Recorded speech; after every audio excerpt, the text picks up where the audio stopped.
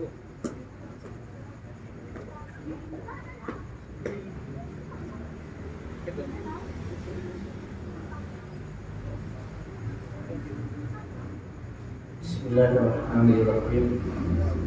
Assalamualaikum warahmatullahi wabarakatuh. Waalaikumsalam warahmatullahi wabarakatuh. Apa polanya hari tenang ya? Mak jawabannya kata tenang dia. Apa ini? Assalamualaikum warahmatullahi wabarakatuh.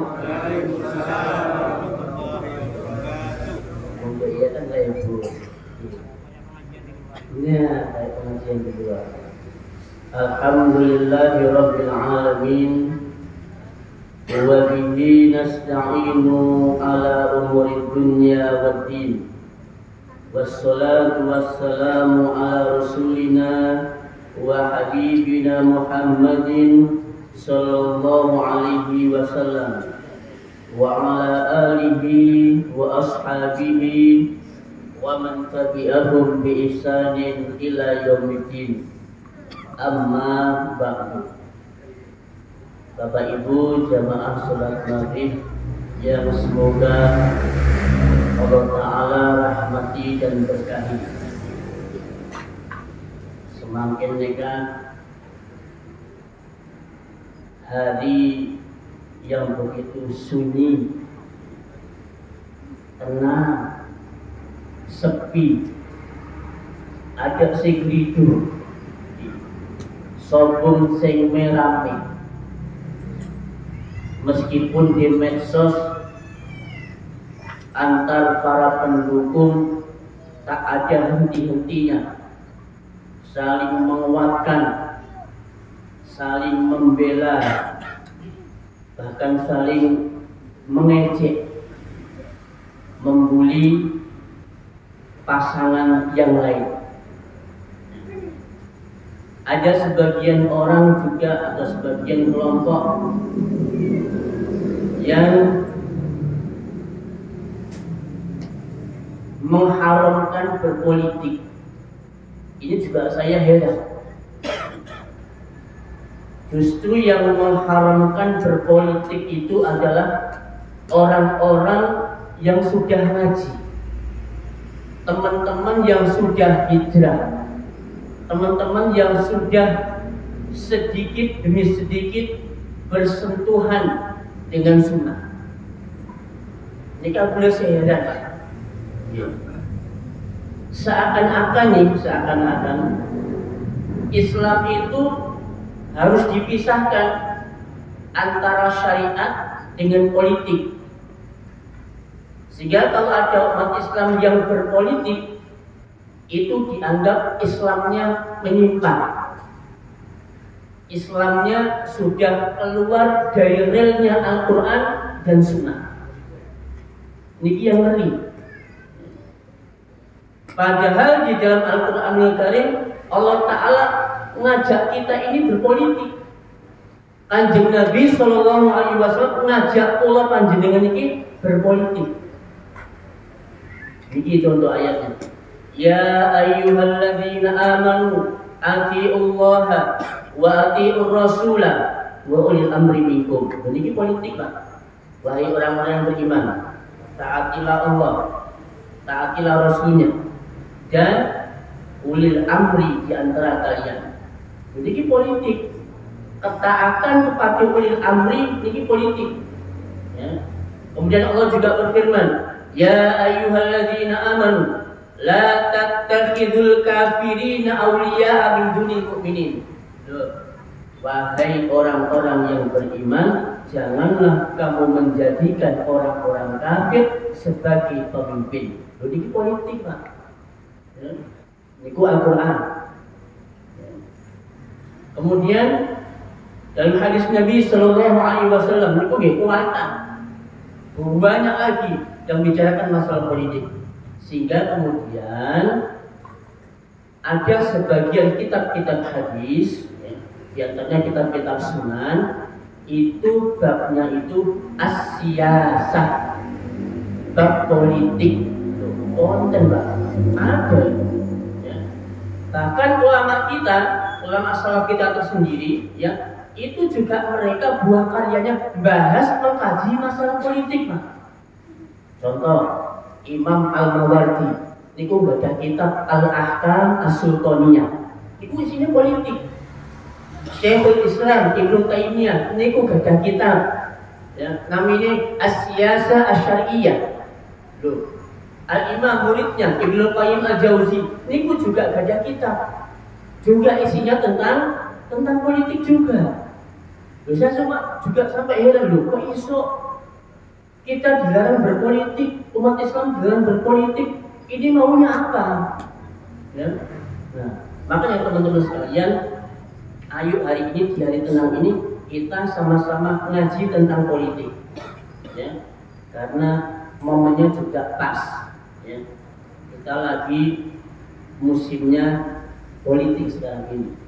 Nah, di antara politik yang dibicarakan di dalam Islam adalah tentang bagaimana seharusnya seorang muslim di dalam memilih dan mengangkat pemimpin. Itu politik, Pak. Ya. Nah, kenapa kok ada bab ini sih di dalam Islam? Ya. Karena terus terang Bapak Ibu, jujur, ya, dalam suatu wilayah, ya, dalam suatu tempat, dalam suatu komunitas, nek mboten pemimpin niku kacau. Ya. Sing siji pengine ngalor, sing siji pengine ngidul, nanti yang satunya lagi pengennya ke timur, yang satu pengennya ke barat. Ya, terus semuanya pengen punya keinginan masing-masing, nggak tertata akhirnya. Ya. Nah, sehingga kemudian Bapak Ibu semua dalam keadaan kondisi yang sederhana, kehidupan sederhana, niku Kanjeng Nabi Shallallahu Alaihi Wasallam nyuruh kita mengangkat dan memilih pemimpin.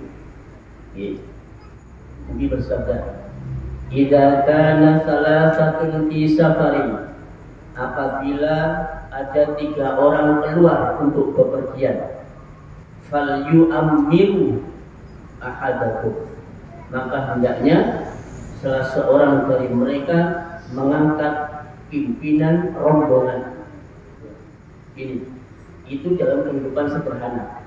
Apalagi ini mengatur sebuah negara. Oke. Nah,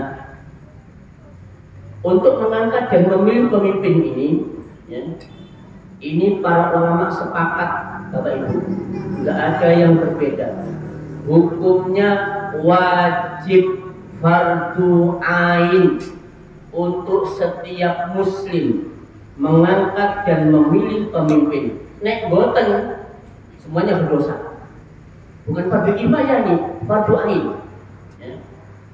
Saya nukilkan salah satu pendapat ulama salaf Imam Nawawi rahimahullah, mazhabnya Syafi'i. Kata beliau, wa ajma'u ala annahu yajibu 'ala muslimin nasba khalifatin. Para ulama sepakat bahwasanya wajib hukumnya mengangkat seorang pemimpin. Itu dia membahasakan dengan khalifah, tetapi itu maknanya sama, pemimpin. Kalau begitu Bapak Ibu, maka tidak ada alasan bagi kita untuk golput. Ya. Nek jenengan golput dosa. Ya. Karena di situ hukumnya wajib, ya, bagi kaum muslimin untuk mengangkat dan memilih seorang pemimpin. Maka orang-orang yang golput tidak milih atau kemudian mereka nyoblos semua, ya, maka mereka dihukumi berdosa. Berdosa karena mengangkat pemimpin hukumnya wajib. Ya. Nah, sekarang bagaimana caranya kita mengangkat dan memilih pemimpin di dalam Islam? Itu ada 3. Yang pertama lewat ahlul halli wal aqdi. Mereka adalah para ulama, para negarawan yang kumpul jadi satu. Mereka bermusyawarah, kemudian menentukan inilah khalifah. inilah pemimpin kaum muslimin. Itu cara pertama. Ini sebagaimana yang dilakukan oleh kaum muslimin di masa Rasulullah Shallallahu Alaihi Wasallam wafat. Jadi ketika Kanjeng Nabi ini wafat, itu kaum muslimin kumpul. Ya wonten Umar, ya ada Utsman, ya ada Ali, ya Abdurrahman bin Auf, ya Abdullah bin Mas'ud dan seterusnya. Mereka semuanya kumpul, Pak. Kumpul membicarakan siapa ya kira-kira yang berhak menggantikan kepemimpinan setelah Kanjeng Nabi. Musyawarah. Akhirnya dipilihlah Abu Bakar As-Siddiq sebagai khalifah dengan pertimbangan satu. Untuk pertimbangan yang bukan ngawur, ya. Tidak ngawur. Abu Khalifah ini asal-asalan menjadi pemimpin, bukan, Pak. Ada pertimbangan satu.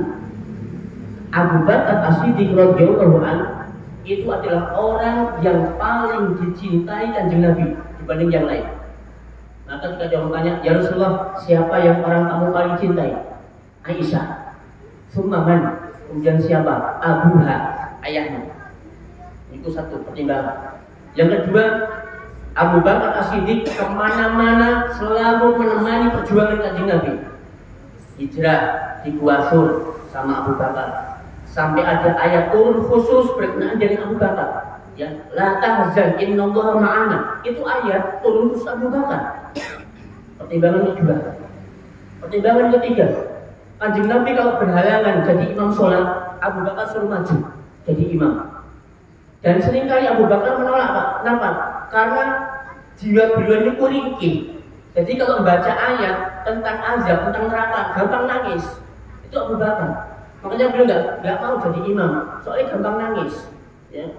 Tapi enggak, tetap mereka mendahulukan Abu Bakar untuk jadi imam. Meskipun nanti beliau itu ringkih, suka menangis.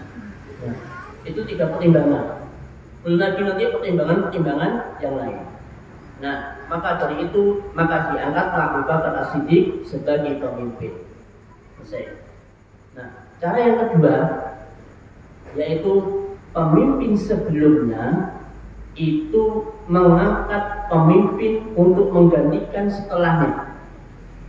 Ini pada masa Abu Bakar As-Siddiq mengangkat penggantinya yaitu Umar bin Khattab radhiyallahu anhu. Jadi ketika Abu Bakar tanya, ya Abu Bakar, nanti kira-kira siapa yang akan menggantikanmu setelah kamu wafat? Kata Abu Bakar, Umar yang akan menggantikanku. Maka sepakat umat Islam, Umar jadi penggantinya. Oke? Nah, cara yang pertama dan kedua tidak mungkin, Pak, dipraktekkan di Indonesia. Oke? Loh, kan ada ahli wal itu kan MPR tidak sama. Jangan disamakan MPR dengan ahli wal akti. MPR itu kumpul yo penjahat, yo ulama, yo negarawan, ya penipu, ya pembohong, itu MPR. Tidak mungkin sama, tidak mungkin. Ya, maka jangan disamakan. Ya. Nah, tapi memang cara pertama ini lebih ngirit, Pak. Insya Allah tidak akan menghabiskan dana triliunan rupiah, tidak akan. Ya, murah banget. Cara yang pertama dan kedua ini murah banget, cuma tidak mungkin diterapkan di Indonesia. Maka yang masih memungkinkan untuk cara mengangkat dan memilih pemimpin di Indonesia, cara yang ketiga, nomor al-ghalabah, kudeta. Nah, kudeta di dalam Islam itu ada dua. Ada kudeta berdarah, kudeta militer, ya. Jadi ada sekelompok orang atau kaum muslimin mengangkat senjata memberontak. Ini kudeta militer. Maka di dalam syariat Islam as-siyasah itu yang namanya kudeta, kemudian dia menang, maka dia sah menjadi seorang pemimpin, wajib untuk didengar dan ditaati. Itu kudeta pertama. Ya. Kudeta yang kedua, kudeta sipil, kudeta non berdarah. Nah, ini yang sekarang ini sedang dan akan kita laksanakan, kudeta sipil, perebutan kekuasaan dengan jalan pemilu. Karena nggak ada cara lagi. Ini 1 satu-satunya cara, bukan salah satu ya, di Indonesia. Ini satu-satunya cara untuk mengangkat dan memilih seorang pemimpin di negara demokrasi. Jadi kan kalau nggak sepakat, nggak sesuai dengan syariat Islam, itu kan sistem kufur, nggak mungkin. Dan terus jenengan mau ganti tak? Iso ganti. Ayo silakan Fadil mau ganti. Butuh berapa tahun untuk mengganti sistem itu? Nggak bisa. Ya, karena ini adalah satu-satunya cara bagi kaum muslimin untuk menjadi seorang pemimpin. Pakai cara ini. Bukan berarti, bukan berarti kalau kita ikut pemilu itu kemudian kita menghalalkan demokrasi. Enggak, bukan Pak. Ya. Karena seluruh ulama kaum muslimin sepakat ini demokrasi bukan sistem Islam, benar. Kita tidak menghalalkan demokrasi kok, enggak. Ya. Kalau kita mengatakan demokrasi itu dari Yunani, Ustaz, benar. Demokrasi dari Yunani, dan kita tidak mengatakan membolehkan pakai sistem itu, enggak. Tapi kita memakai sistem ini dalam rangka untuk mengangkat dan memilih pemimpin, karena nggak ada jalan lain. Oke? Nah, yang inilah kemudian Bapak Ibu, ada sebagian di antara kita crash, terjadi perselisihan dan perbedaan pendapat. Sebagian mengatakan, ya, tetap dengan bersikukuh mereka golput, dan ini merupakan sistem demokrasi. Demokrasi adalah sistem kufur. Oke? Nah, ada lagi ulama yang berpendapat kita masuk ke dalam sistem ini dalam rangka menerapkan kaidah irtikabu akhafid dororoini, memilih dua madorot yang paling ringan. Saya ulangi. Jadi para ulama atau kaum muslimin yang memilih pendapat ulama yang membolehkan mencoblos di dalam pemilu itu dalam rangka menerapkan kaidah memilih dua madorot yang paling ringan. Oke. Nanti apa madorotnya? Insya Allah jenengan sudah paham jenengan. Madorot apa kira-kira yang akan dihadapi oleh kaum muslimin ketika yang jadi pemimpin ini andaikan bukan pemimpin kafir, pemimpin muslim, dia itu diktator, dia itu dolim, dia itu curang, dia itu culas. Apa yang terjadi? Jenengan sudah merasakan semua, ya. Jenengan sudah merasakan semua, mulai dari tahun Orde Lama sampai kemudian sekarang, ya kan? Jenengan sudah merasakan semua. Nah, maka dari itu mari kita berpikir yang cerdas, ya, berpikir yang cermat, ya, banyak-banyak membaca, banyak-banyak menelaah, ya, supaya beragama kita ini luwes, ya. Termasuk diantaranya luwes di dalam bagaimana caranya umat Islam dalam memilih pemimpin.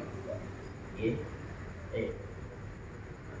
Yang pertama, ini kriteria yang harus dilakukan oleh umat Islam. Yang pertama, pilihlah pemimpin yang beriman dan bertakwa. Niki syarat mutlak pertama dan utama. Jadi kata, saya ambilkan beberapa contoh ayatnya. Di antaranya surat Al-Maidah ayat 51. A'udzubillahi samiil alim minasyaitonir rajim. Ya ayyuhalladzina amanu la tattakhidul yahuda wan nasara awliya'a. Wahai orang-orang yang beriman, janganlah kamu mengambil orang-orang Yahudi dan Nasrani menjadi pemimpin-pemimpinmu. Nah, ini jelaskan ayatnya.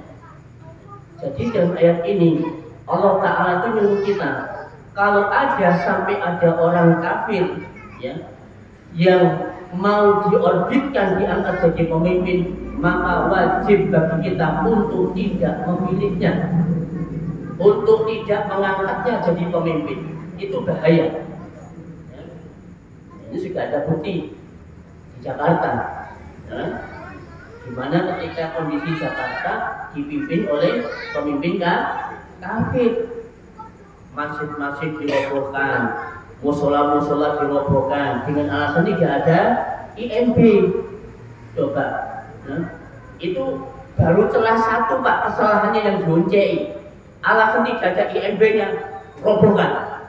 Dan kita nggak berbukti, ya kan? Coba kalau itu ada pemimpin Muslim yang mengangkat, yang menjadi pemimpin, dan wis diurusi belakangan di MP, oke? Itu dari itu toh, Pak. Kemudian praktik-praktik ibadah yang selama ini sudah rutin dilaksanakan di Jakarta gagal, kayak pelaksanaan Idul Kurban.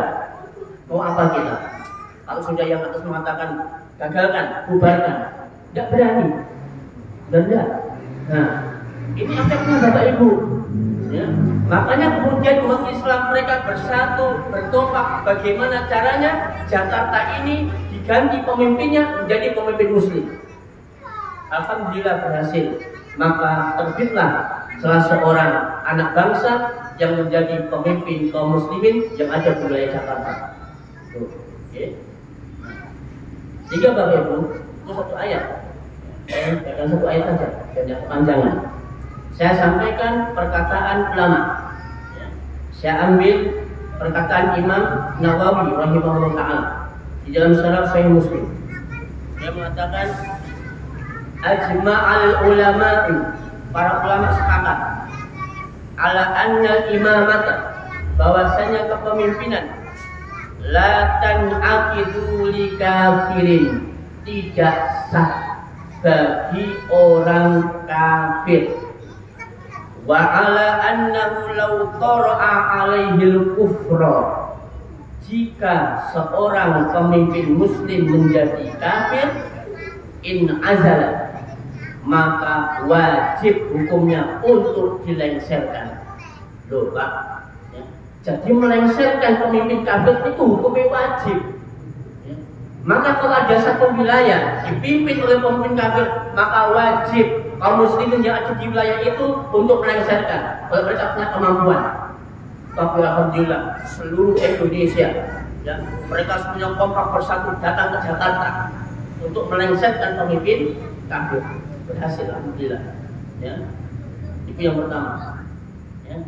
Nah, pemimpin yang beriman dan bertakwa ini bukan hanya sekedar KTP ini Islam, jadi itu dicoblos, bukan hanya itu, ya. Jadi pemimpin beriman dan bertakwa itu bisa kita lihat juga kesehariannya, ya apa, sholat 5 waktunya, ya minimal rukun Islam lah Pak. Minimal rukun Islam, sholatnya gimana, puasanya juga bagaimana, zakat, sedekahnya, haji, umrohnya bagaimana, itu minimal yang kita lihat, yang tampak sama kita, ya kan? Nah, syukur-syukur kalau imam itu isok ngaji, jadi imam sholat, bisa menjadi khotib, ngisi kultur Ramadan. Oh masya Allah, nilai plus tuh, ya. Pemimpin luar biasa, isok jadi imam sholat id, bisa jadi khotib Jumat, khotib id. Amat mantap nih Pak, ya. Nek cuma pemimpinnya ya Allah ngaji gak esok, ya dikongkon maca sholawat keceletot, ya. Terus kemudian disuruh nopo pimpin doa juga begitu. Aduh lah, gitu kok mau jadi pemimpin muslim, ya. Nah, maka yang seperti ini Bapak Ibu tolong dipertimbangkan, ya. Jadi urusan beriman dan bertakwa ini dijadikan pertimbangan pertama dan terutama untuk memilih pemimpin. Insya Allah gampang, jadi kan nggak sulit untuk menyeleksi mana di antara sekian banyak pemimpin itu yang imannya dan takwanya benar. Oke. Nomor 2, memiliki fisik dan mental yang kuat. Memiliki fisik dan mental yang kuat. Allah berfirman dalam surat Al-Baqarah 247. Qala innallaha الله عليكم وزاده بسطة في العلم والجسم والله يؤتي ملكه من يشاء والله واسع عليم. Nabi mereka berkata, sesungguhnya Allah telah memilih rajamu dan menganugerahinya ilmu yang luas dan tubuh yang kuat. Mari kita lihat tafsir dulu. Kata Imam Ibnu Katsir rahimahullah ketika menafsirkan ayat Al-Baqarah 247 kata beliau, wa min hauna, dari ayat ini, yang bagi ayyakunal maliku, selayaknya bagi seorang pemimpin, za ilmin, memiliki ilmu, wa syaklin hasanin, postur yang bagus, wa quwwatin syadidatin fi badanihi wa nafsihi, dan fisik serta mental yang kuat. Jadi di sini Allah memberikan kriteria bahwa yang layak untuk jadi pemimpin adalah dia itu bagus, ya, tidak pendek juga tidak tinggi, tidak gemuk juga tidak kurus, ya, dan mental yang kuat. Dan pemimpin mental yang kuat. Pasang mantap. Kalau pemimpin mana jadi pemimpin, ya, ada pemimpin telinganya tuli, bisa jadi pemimpin? Bisa. Ada pemimpin mulutnya bisu, bisa jadi pemimpin? Tidak bisa. Ada pemimpin tangannya cekot, bisa jadi pemimpin? Tidak bisa. Ada pemimpin kakinya pincang, bisa jadi pemimpin? Tidak bisa. Kenapa tidak bisa? Kita buat ilustrasi Bapak Ibu. Seorang suami punya kekurangan fisik, tadi itu yang kita sebutkan. Mimpin keluarga, dua anak elu, dua anak papa, kira-kira bisa maksimal tidak mengelola rumah tangga? Tidak bisa, Pak. Gitu?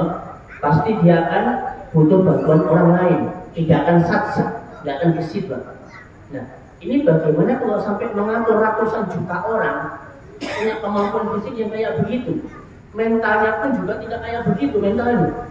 Gimana mau jadi pemimpin ratusan juta orang? Ya? Nah, padahal Kanjeng Nabi Shallallahu Alaihi Wasallam dan seluruh para khalifah semuanya, mereka itu mempunyai ciri-ciri fisik yang sudah digambarkan dalam Al-Quran. Ya, mulai dari Abu Bakar, mulai dari Umar, Utsman dan Ali, mereka semuanya punya kriteria itu. Ya, fisiknya kuat, mentalnya pun juga kuat mereka. Ya. Jadi kriteria yang kedua. Kriteria yang ketiga, seorang pemimpin itu harus berpengetahuan luas. Berpengetahuan luas. Dalilnya surat Yusuf ayat 55. Allah Ta'ala berfirman, qala ja'alni ala khazail ardi inni hafizun alim. Ya Yusuf, jadikanlah aku bendaharawan negeri Mesir. Sesungguhnya aku adalah orang yang pandai menjaga amanah, lagi sangat berpengetahuan. Para ulama mengatakan bahwa ini juga merupakan ciri, ya, atau kriteria pemimpin, dia mempunyai kemampuan atau pengetahuan yang luas. Bisa nggak ini dicirikan, Bapak? Bisa. Apa cirinya seorang pemimpin itu mempunyai ilmu dan pengetahuan yang luas? Setidaknya ada dua. Ya. Satu, dilihat dari latar belakang pendidikan formal. Dia sekolahnya apa? Apa lulusan SD, ya, lulus SMP, SMA, atau mungkin dia sampai S3. Ya. Kemudian sekolahnya gimana? Apa di dalam negeri, di sekolah negeri, sekolah swasta, apa sekolahnya di luar negeri? Ya. Kemudian setelah dia punya latar belakang pendidikan formal, dilihat ijazahnya. Ya. Ijazahnya ini asli nopo aspal. Ya. Asli tapi palsu. Ketokane asli tapi tidak palsu. Berarti apa? Berarti dia itu tidak pernah mengenyam pendidikan, tidak pernah sekolah di situ, tapi nembak ijazah supaya keluar kalau dia itu alumni sekolah itu, pernah mengenyam pendidikan sarjana, pernah mengenyam pendidikan S2, doktor, dan seterusnya. Bisa dilihat itu. Insya Allah, ya, tidaknya ijazah seseorang. Yang kedua, kita lihat dia di forum terbuka, ada seminar, kemudian pelatihan atau mungkin debat terbuka dan seterusnya. Ya, itu bisa kita lihat semua jejak digitalnya. Paling tidak mungkin dia jadi peserta atau jadi peserta pernah melemparkan pertanyaan, kemudian sanggahan dan seterusnya. Ya? Nah, kenapa demikian? Karena orang kalau sering tampil di forum diskusi terbuka, Bapak Ibu, itu apa yang dia sampaikan mulai dari ide, gagasan, bantahan, pendapat dan seterusnya, itu langsung keluar dari pemikirannya, bukan dari buah karya orang lain. Beda dengan orasi. Kalau orasi kan, saya mau tampil pidato nih, ya, karena ada protokolernya, saya suruh buatkan, tolong buatkan naskah pidato. Saya bisa nanti mau pidato di sini, dibuatkan Pak. Ketika selesai, ini Pak, naskah pidatonya. Maka saya hafalkan, sekian hari saya hafalkan, hafal Pak, ya, hafal. Minimal baca teks tapi tidak sering. Ya. Itu gampang kalau orasi pidato. Tapi kalau forum terbuka, seminar, workshop dan seterusnya, itu tidak bisa dikarang. Semuanya hasil ide dan gagasan yang keluar dari pemikiran kita. Nah, itu berarti ciri pemimpin yang punya ilmu dan berpemikiran luas. Oke. Yang keempat,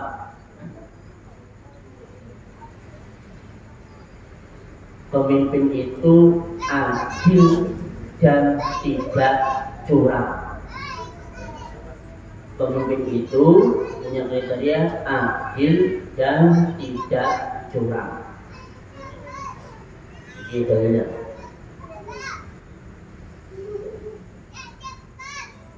Rasulullah Shallallahu Alaihi Wasallam bersabda,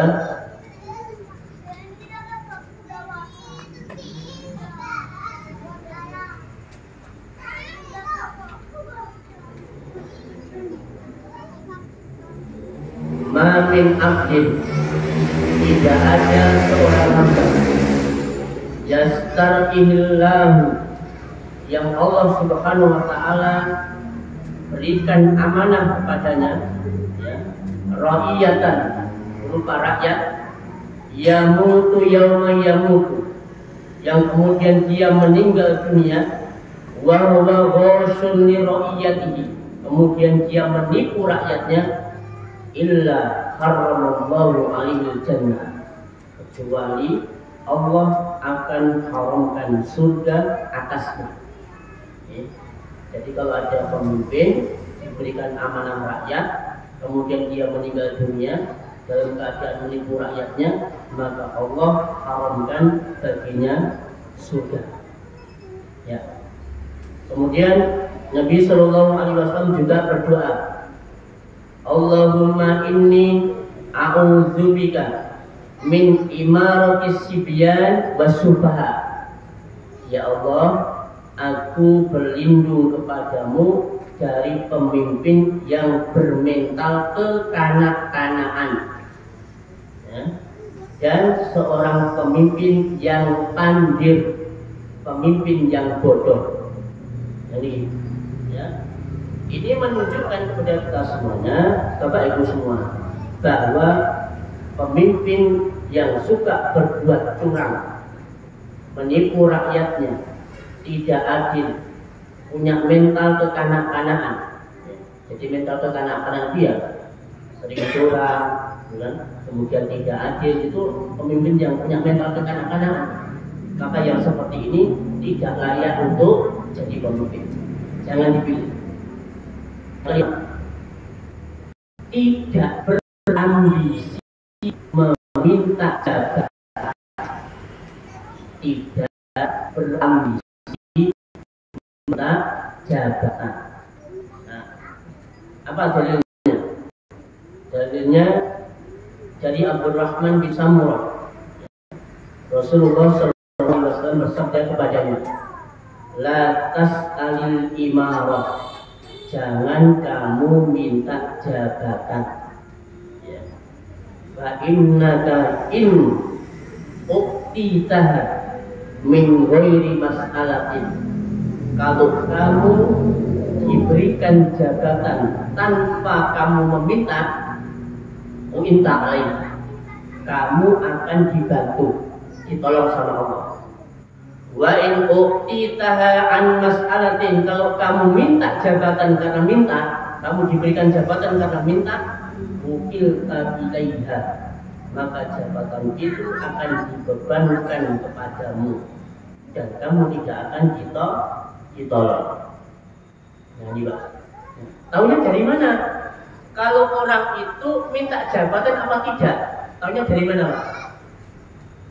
Taunya dari dia itu akan bersemangat sekali untuk dicalonkan jadi pejabat. Jadi hati-hati, baik melalui jalur ini, baik melalui jalur itu. Tapi kalau tidak, nah ini juga ini buktinya. Buktinya berkali-kali dia minta jabatan gagal. Benar nggak? Minta jabatan sekali gagal, ya kan? Minta jabatan kedua kalinya gagal juga. Sekarang mau diulang, minta jabatan yang ketiga, wallahu a'lam, gagal apa tidak? Ya, beda dengan orang tidak pernah minta jabatan. Dia tidak pernah mencalonkan dirinya, tetapi tiba-tiba seluruh kaum muslimin mereka serentak kompak bersatu. Pak, minta tolong ya, tenaganya, waktunya, dan pikirannya jenengan untuk jadi pemimpin di negeri ini. Gak ada yang bayar Pak. Beliau, kok beliau sih? Sampai ngomong beliau. Ada orang, ya, benar-benar 0 rupiah uangnya, ya, 0 rupiah Pak, tadi pesen Pak, ya, untuk nyalonkan diri itu loh, jadi pejabat, gak ada duit. Tapi karena beliau didesak oleh kaum muslimin, bukan 10-20 orang, ratusan bahkan mungkin jutaan kaum muslimin mendesak semua. Pak, tolonglah, umat ini butuh kepada jenengan, negara ini butuh sama jenengan, ayolah. Ya wis lah. Beliau tidak mengiyakan Pak, dia tidak mengiyakan orang ini. Beliau sowan dulu ke ibunya. Allah, Bu, ini umat Islam mendesak saya supaya saya ini jadi pejabat, supaya saya ini jadi pemimpin. Ya apa pendapat jenengan? Bukan langsung iya Pak, sowan dulu ke ibunya. Ya, dicium tangan ibunya. Ya. Kemudian kata ibunya, ya sudahlah. Kalau memang Allah ridho, dan itu kamu tidak meminta, silakan. Bismillah. Nama itu, kamu ambil jabatan itu. Jadi Pak, berangkat. Nah, maka orang yang seperti ini, Bismillah, insya Allah akan ditolong dan dibantu oleh Allah Subhanahu Wa Taala ketika orang ini jadi pemimpin.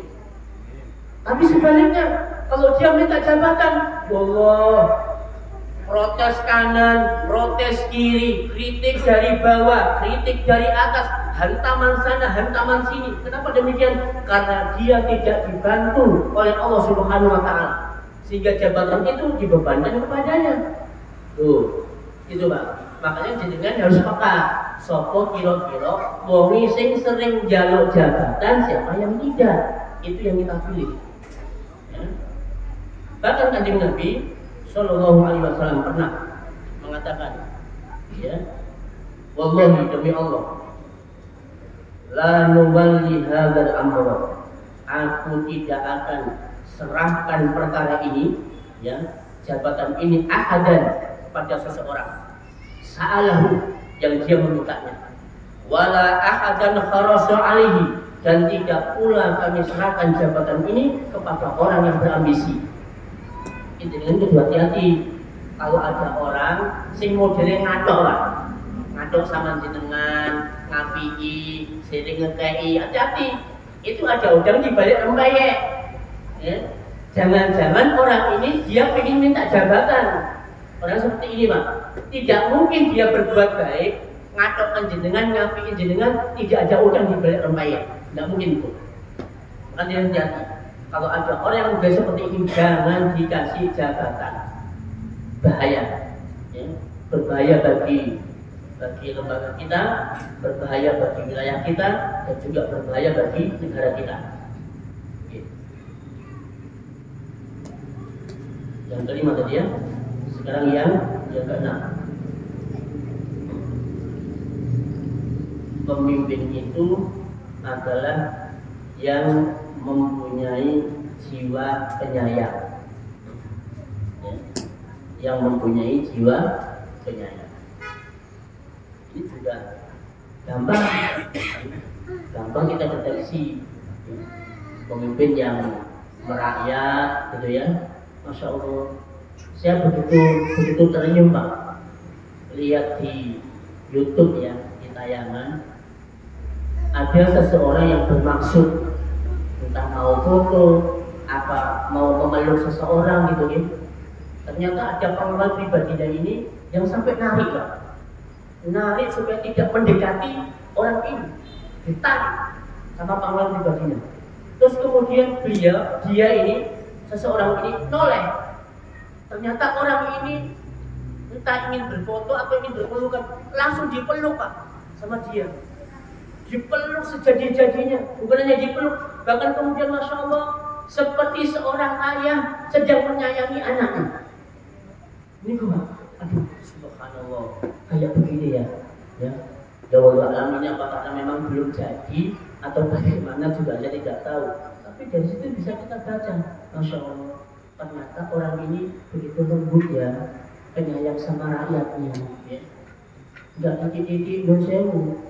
Kalau orang modelnya ngamuan, Pak, ya. Jadi kan punya pemimpin ngamuan, seneng apa buatan punya pemimpin ngamuan, toko-toko ngomong. Delok sepatune, krungu sepatune wedi, Mbak. Ya kan? Krungu sepatune wis wedi. Tak. Sengak. Langsung kemudian diam di meja masing-masing. Niku pemimpin yang ngamuan. Kenapa begitu buka pintu keren? Ya. Apa ini? Ya. Kenapa masih ada sapa di sini? Aku ngetek kebilang, ya. Pemimpinnya ngamuan. Tidak wani, bahaya pemimpin seperti ini. Dia tidak pandai merangkul, dia tidak pandai menyayangi dan lemah lembut kepada bawahan. Itu bahaya. Kon jenengan pirsani wis, pemimpin yang modelnya kayak gini, pasti mulai dari pucuk lor sampai pucuk kidul, niku dadi rasanan bawahan. Ayo, ning taman dirasani jenengan. Ning kantin dirasani, ning ruangan yo dirasani. Niku nek pemimpin ngamuan. Itu membuatnya kita juga pernah jadi bawahan kok. Dan dirasani terus. Ya, coba kan jenengan saya lembut, saya membawa. Aduh, Masya Allah. Ya. Jenengan purna tugas, Pak. Kita ngisi, Pak.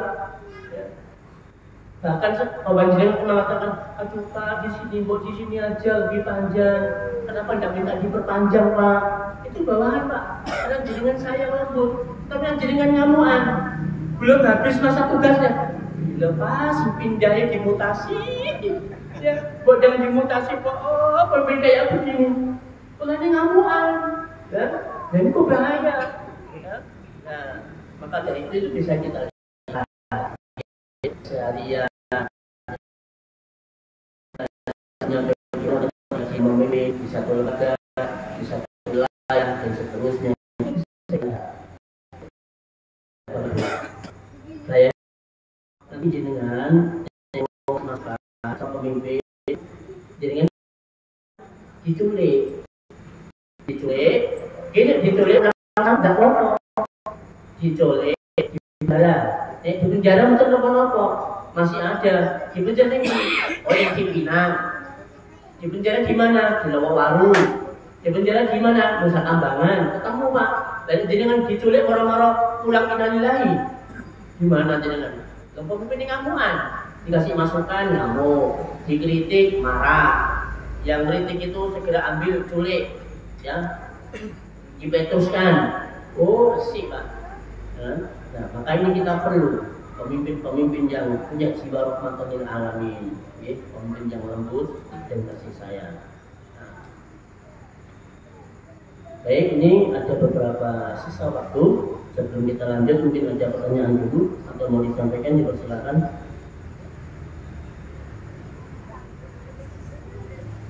Cukup ya? Tapi alhamdulillah sudah paham semua. Terakhir, sekarang pilihlah pemimpin yang amanah. Pemimpin yang amanah. Allah Subhanahu wa Ta'ala berfirman ketika proses pengangkatan Nabi Yusuf sebagai bendaharawan Mesir. Allah berfirman, innaka yawma ladaina makinun amin. Sesungguhnya kamu mulai hari ini menjadi seorang yang berkedudukan tinggi lagi amanah pada sisi kami. Jadi ini pujian Raja Aziz Mesir terhadap pribadi Nabi Yusuf. Kapan kita bisa menilai bahwa pemimpin itu dia amanah di dalam tugasnya? Itu bisa kita lihat di jejak digitalnya. Itu kan nggak sulit, kan? Ketika dia jadi bupati, misalkan jadi wali kota, jadi gubernur, jadi menteri, atau jadi apa di suatu kementerian atau lembaga, kita lihat jejak rekamnya. Dia punya kasus enggak dalam masalah uang, dalam masalah jabatan, dan seterusnya. Itu bisa kita lihat. Maka dari situ bisa kita jadikan tolak ukur. Oh, kalau begitu dia itu tidak amanah. Oh, dia ini adalah pemimpin yang amanah. Maka dia yang dijadikan pemimpin. Okay. Itulah Bapak Ibu semua tentang kriteria pemimpin di dalam Islam. Meskipun masih banyak lagi kriteria yang lain. Maka sebelum menutup, kami ingatkan lagi pesan dari Nabi Shallallahu Alaihi Wasallam untuk kita semua. Nabi memberikan ancaman bagi para pemilih. Nabi memberikan ancaman bagi para pemilih. Kata Nabi, salah satu, ada 3 orang. La yukallimuhumullahu yaumal qiyamah. Allah tidak ajak bicara mereka. Wala yuzakkihim. Allah tidak sucikan mereka. Walahum azabun alim. Bagi mereka azab yang berat. 1. Rajulun ala fadli ma'in fitori. Seseorang yang punya kelebihan air. Seorang yang punya kelebihan air. Yang na'uminhu ibnas sabil. Yang mana dengan kelebihan air itu dia larang orang yang dalam perjalanan untuk mengambil air itu. 1. Yang kedua, warajulun bai'a imaman. Seseorang yang membaiat pemimpin, memilih pemimpin, ya. La yubayi'u, yang dia tidak membaiatnya, dia tidak memilihnya, dia tidak mencoblosnya, illa lidunyahu, kecuali karena dunianya. Ya. In aqtahu, andaikan pemimpin itu memberikannya dunia, ma yuridu, apa yang dia inginkan, wafalahu, dia pun akan mencoblos, membaiat. Wa illa, kalau pemimpin ini tidak ngasih dia jabatan atau dunia, lam yafilah, dia tidak akan milih, dia tidak akan nyoblos. Hati dengan kalau milih seseorang pada dunia. Nah ini berkaitan dengan masalah serangan zuhur, serangan asar, serangan maghrib, serangan isya, serangan fajar. Ya, tebar-tebar pesona. Ya. Entah caleg, tebar pesona. Ya. Jenengan mau milih dia, mau nyoblos dia karena dia sedang tebar pesona. Nah, begitu dia tebar pesona, jenengan pilih dia, jenengan coblos dia. Karena dia tidak tebar pesona, nggak bagi-bagi akhlak, tidak dong, tidak kita pilih. Nah ini termasuk 3 orang ini. Jenengan baiat dia, jenengan pilih dia karena dunia yang mau jenengan dapatkan. Yang ketiga, warajulun yubayi'u rajulan, seorang lelaki yang membaiat seseorang bisil atin ba'dal asri, dengan harta benda setelah asar, ya. Fahalafa billah, kemudian dia bersumpah kepada Allah, laqad u'tiya biha kaza wa kaza, ya. Kemudian dia pun diberikan dengan sejumlah harta sekian dan sekian. Fasoddaqahu, kemudian dia membenarkan pemimpin itu. Fa'akhadhaha, ya. Kemudian dia pun mengambil dia sebagai pemimpin, walam yuqtadiha, dan dia pun kemudian tidak diberikan harta itu. Ya, ini peringatan. Peringatan yang kedua,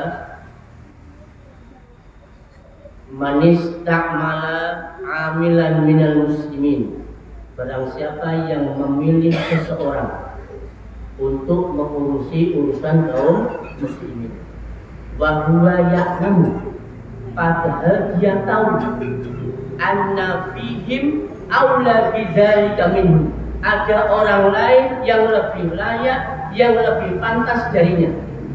Jadi ada seseorang milih urusan kaum muslimin, tapi dia tahu nek ini lebih pantas, lebih layak daripada itu. Jadi kan tahu.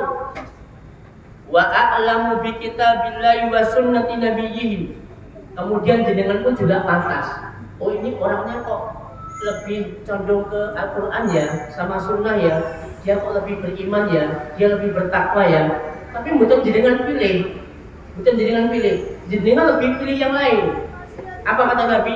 Faqad khanallaha wa rasulahu wa jami'al muslimin, maka dia telah mengkhianati Allah, mengkhianati Rasulnya, dan mengkhianati seluruh kaum muslimin.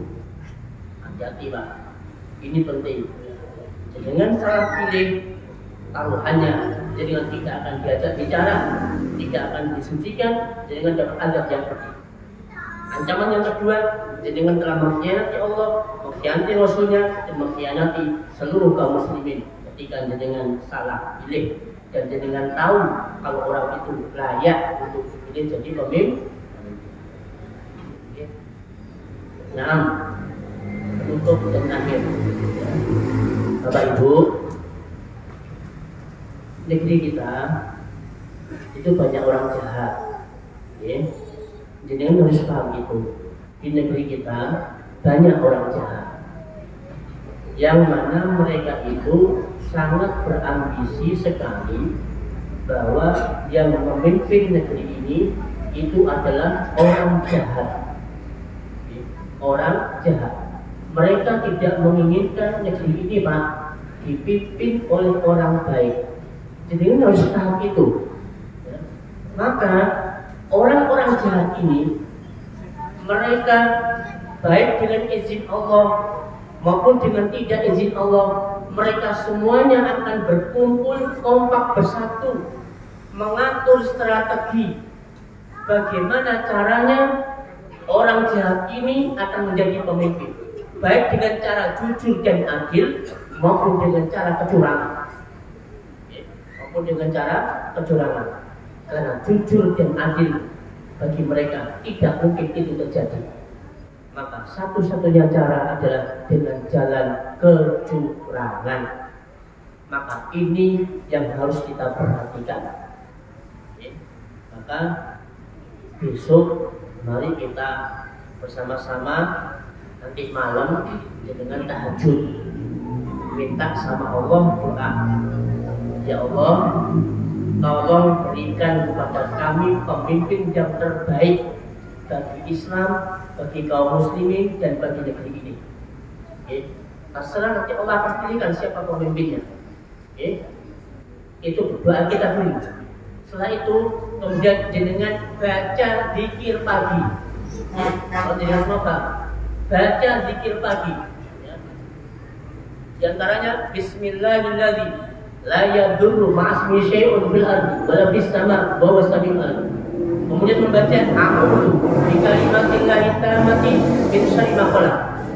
Begitu jenengan sampai di TPS, insya Allah kita semuanya akan dilindungi, baik jenengan secara pribadi atau mungkin kotak suaranya atau mungkin kertas suaranya akan dilindungi oleh Allah Subhanahu wa Ta'ala. Karena jenengan sudah melakukan tahajud dan zikir pagi. Itu Bapak Ibu. Jadi usaha maksimal, okay? Usaha maksimal kita. Terus juga sebagai saksi, kalaupun kotak suaranya TPS-nya Pak dikawal semua, ya. Ya meskipun kita sudah tidak menutup kemungkinan ada kecurangan, tapi segala macam usaha sudah kita lakukan, baik dengan cara soft, ya, dengan cara menggalang kekuatan sudah. Ternyata qadarullah, pemimpin yang kita harapkan, yang kita inginkan tidak jadi. Setidak-tidaknya Pak, jenengan boten nyesel. Alhamdulillah aku tidak itu jadi pengkhianat. Alhamdulillah aku tidak itu jadi salah satu di antara 3 yang tidak diajak omong, yang tidak disucikan, yang mendapatkan azab pedih. Minimal itu Pak, jenengan. Selebihnya serahkan kepada Allah. Ya, serahkan kepada Allah. Kemudian siapapun pemimpinnya yang memimpin negeri ini, tolong as-sam'u wa ta'atu lil amiri, mendengar dan taat untuk penguasa. Itu merupakan prinsip manhaj al-sunnah wal jamaah. Meskipun dia pemimpin yang zalim, tetap harus kita taati. Ya, apapun itu namanya, selama tidak menyuruh kepada kemaksiatan. Ya. Nah, ini agak panjang sedikit, ya, karena memang sangat penting memasuki hari tenang. Ada pertanyaan lagi? Tidak ada lagi? Monggo. Nah, ini baru sentuh ini. Monggo Pak. Bagaimana orang yang menerima top tapi tidak memilih uangnya diberikan kepada orang lain? Oh. Dapat serangan, tapi uangnya tidak diambil. Dia tidak memilih. Tapi dikasihkan sama orang, uangnya. Uangnya diberikan kepada orang lain. Uangnya diberikan sama orang lain. Uangnya diterima uangnya, tapi tidak menerima tamunya. Uangnya diberikan kepada orang lain. Bagaimana yang menerima? Oh, kita nyoblos orangnya. Tidak. Ini Ustaz. Bagaimana orang yang menerima amplop tidak memilih yang disuruh itu, ya harus pilih ini, tapi tidak dipilih. Sedangkan amplopnya itu diberikan kepada orang lain. Nah, pertanyaan bagus. Ya. Ini juga sering kali ditanyakan. Gimana kalau kita tidak milih orangnya, tetapi uangnya itu kita kasihkan sama orang lain? Ini namanya khianat. Dan jenengan mau sama orang, tapi kan saya tidak saya pakai usaha uangnya, saya kasihkan sama orang lain dulu. Orang yang ngasih itu berpikiran bahwa jenengan terima uang itu, ya, dia tidak tahu kalau uang itu jenengan limpahkan sama orang lain, dia tidak tahu jenengan terima uangnya, ya kan? Tapi jenengan tidak pilih orangnya, ya berarti kita mengkhianati dia. Oh, kita sudah dikasih jasa baik kok, terus dikasih duit kok malah nggak pilih orangnya, jenengan berarti berkhianat. Yang betul bagaimana? Yang betul silakan ditolak uangnya, ya, ditolak uangnya. Mohon maaf, saya tidak terima uangnya. Ya, silakan jadikan kasihkan sama orang lain. Karena saya alami sendiri. Tadi sore barusan Pak, ada orang datang ke rumah untuk Assalamualaikum. Ustaz, ini ada orang nitip pesan. Kira-kira Ustaz mau nggak dikasih amplop? Nah, nggak usah Mas, kasihkan sama orang lain. Coba? Nah, ibu jadi nomor. Ya, begitu Pak. Langsung jatuh lah. Ya, kasihkan saja sama orang lain. Saya tidak mau. Ya, sudah. Ya, tanpa ada ambil stiker dan seterusnya langsung jatuh lah. Enggak. Ya. Nah, itu Bapak Ibu. Jadi kata ulama pakai mengatur hukumnya itu namanya riswah. Sumpah. Oke. Cukup ya. Oke. Subhanallahumma wa bihamdika asyhadu an la ilaha illa anta astaghfiruka wa atubu ilaik. Wassalamualaikum warahmatullahi wabarakatuh.